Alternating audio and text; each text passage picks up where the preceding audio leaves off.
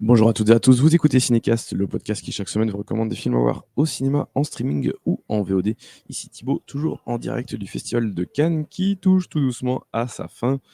Il reste après aujourd'hui, aujourd'hui est la dernière journée avec les films de la compétition.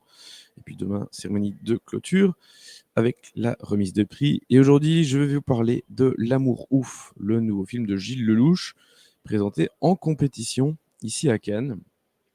C'était pas sur mon bingo que Gilles Lelouch est un film sélectionné en compétition au Festival de Cannes, mais voilà, c'est comme ça. Gilles Lelouch qui nous a fait une grande fresque sur l'amour. En même temps, tout est dans le titre. Euh, je dis grande fresque parce qu'elle dure quand même pas loin de 3 heures, un peu moins, 2h46. Euh, Film qu'il a coécrit avec Ahmed Hamidi, qui était déjà son co-scénariste sur Le Grand Bain. Euh, et il a convié un casting, on va dire 5 étoiles, hein, de avec ce qu'il y a de plus populaire et ce qu'il y a de mieux dans le cinéma français actuel. On a certainement, voilà, avec notamment, bref, François Civil, Adèle Exarchopoulos, Mallory Wanek et Malik Frika, qui sont 2 jeunes comédiens qui commencent à se faire des petits noms.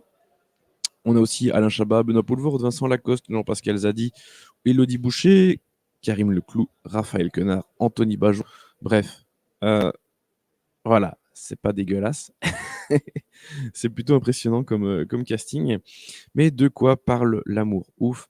Il est question, alors déjà on est dans les années 80, dans le nord de la France, et il est question de Jackie et Clotaire qui grandissent entre les bancs du lycée et les docks du port. Elle étudie, ils traînent, et puis leurs destins se croisent, et c'est l'amour fou. La vie s'efforcera de les séparer, mais rien n'y fait. Ces deux-là sont comme les deux ventricules du même cœur. Bon, on va pas se regarder d'extrait de bande-annonce parce qu'il y en a pas encore. Mais voici en gros le résumé de l'histoire. Alors, euh, il y a un côté, même si c'est pas ça, très Roméo et Juliette, amour impossible, avec deux personnages qui viennent du même monde dans le sens où ils viennent de la même région.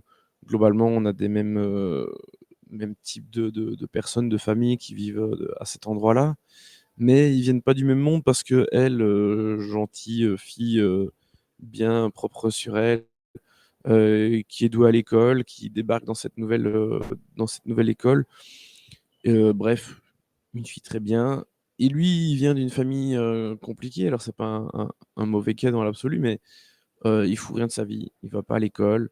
Il a un père un peu violent, une mère qui, euh, qui est là, mais bon, globalement, c'est le père qui a son mot à dire sur tout et qui décide de tout. Et Clotaire, voilà, il zone. Il zone, il fait pas grand-chose. Il se moque des gens qui arrivent au lycée. Il se moque d'eux quand ils repartent. Il- Vraiment, il est pas très très cool. Il est pas très gentil. Voilà. Et il va petit à petit commencer à fréquenter des gens pas super fréquentables. Jusque-là, c'était des petites conneries à gauche à droite, des trucs relativement encore ok. Mais après, il va basculer dans des choses un peu plus graves, aux grandes dames de Jackie, avec qui, évidemment, il a commencé une relation amoureuse. Et donc, à ce moment-là, ils ont 15 ans, quelque chose comme ça, hein. Donc, ils sont encore assez jeunes. Le film se déroule globalement en deux grandes parties. On a la jeunesse de Jackie et Clotaire, la partie que je viens de raconter. Et puis, il y a la partie où ils sont adultes, euh, où il y a les conséquences de tout ce qui s'est passé quand ils étaient enfants, où évidemment ils sont pas ensemble, adultes. Et vous comprendrez dans le film pourquoi. C'est pas un spoiler de vous dire qu'ils sont pas ensemble. Le but est vraiment de. Enfin, en même temps, c'est dans le synopsis, quoi. Ils sont ensemble, ils sont pas ensemble, bref. Mais au début de leur vie adulte, en tout cas, ils sont pas ensemble. La vie les a bien séparés. Euh, Jackie a refait sa vie. Elle va se marier, enfin, elle est mariée. Lui redébarque dans une vie qu'il ne connaît plus et avec laquelle il va avoir du mal, évidemment. Donc, tout dans leur vie va vraiment le pousser à se séparer, à ne pas être ensemble, à ne pas se retrouver non plus, parce que la vie a été, douloureuse pour eux. Voilà. J'aime personnellement beaucoup la première partie quand ils sont enfants. Alors je vais revenir à la toute première scène d'abord. J'ai un gros problème avec la première scène. Je vais pas expliquer pourquoi, parce que ce serait un spoiler, enfin bien que. Mais, je vais pas expliquer les raisons. Mais pour moi, Gilles Lelouch fait une chose ici avec cette première scène, avec la fin de la toute première scène, qu'il ne devrait pas faire. Pour moi, c'est une tromperie par rapport au spectateur, mais voilà. Je je je trouve que c'est un peu problématique cette, première scène. Mais enfin, toute la première partie du film, quand ils sont enfants, je la trouve vraiment super. Même si elle est un petit peu répétitive par moments. On comprend de quoi il s'agit. C'est pas toujours nécessaire de nous remontrer, 3-4 fois les mêmes types de scènes. Hem, mais alors j'ai pas trouvé le temps long, hein. Je trouve que les 2h45 elles passent assez bien. Mais c'est vrai que parfois, mmh, je me suis dit: «Bon OK, ça va, on a compris. C'est pas obligé d'être aussi répétitif dans ce que tu nous montres et ce que tu nous racontes». Voilà, donc petit bémol par rapport à cette première partie, mais globalement je la trouve vraiment super. Mallory Wanek et Malik Frika sont vraiment excellents dans les rôles de Jackie et de Clotaire, jeune. Alain Chabat est vraiment génial dans le rôle du père, de Jackie. Une version, retouchée un peu numériquement, hein, ils l'ont un peu rajeuni, évidemment parce qu'il doit jouer son personnage sur plusieurs dizaines d'années. Mais voilà, je le trouve vraiment très, très bien. Benoît Poelvoorde, qui est plutôt présent dans la première partie et un tout petit peu moins dans la deuxième, vraiment bien aussi. Donc voilà, pour moi, première partie très, touchante, très poétique, avec des personnages magnifiques. J'aime beaucoup ce qu'ils montrent, d'eux, ce qu'ils racontent. J'aime bien leur développement, la façon dont la relation évolue et cetera. Donc voilà, vraiment première partie, super. Et bon, bah, vous le sentez venir. Si je vous dis que j'aime beaucoup la première partie et que je la trouve super, c'est que j'aime moins la deuxième, à savoir quand ils sont, adultes, où j'ai l'impression que, Gilles Lelouch se perd un petit peu. Il a parfois du mal à savoir quoi nous raconter sur cette relation. Et puis surtout, je trouve qu'il y a des choses qui dans ce qu'il raconte, ou en tout cas dans ses choix, que ce soit scénaristique, ou de casting, il fait des mauvais choix en fait. Notamment, le personnage de Vincent Lacoste. Heu, Moi je trouve que c'est pour le coup, alors j'aime plutôt bien Vincent Lacoste en général, mais ici dans ce cas précis, je trouve que c'est un peu un miscast. Je trouve que lui ne convient pas au personnage en fait. Il va incarner le mari de Jackie, heu, le mari d'Adèle Exarchopoulos donc. Et oui, pendant tout le temps, j'ai senti que ça matchait pas, que ça convenait pas, enfin que lui au personnage, hein, je veux dire pas, lui avec Adèle.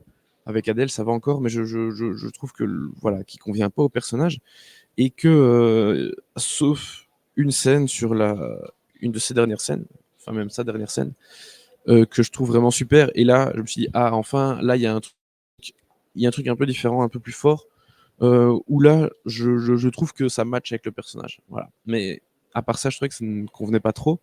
Pareil avec le personnage de Jean-Pascal Zadi, qui joue, un des meilleurs amis d'enfance de Clotaire.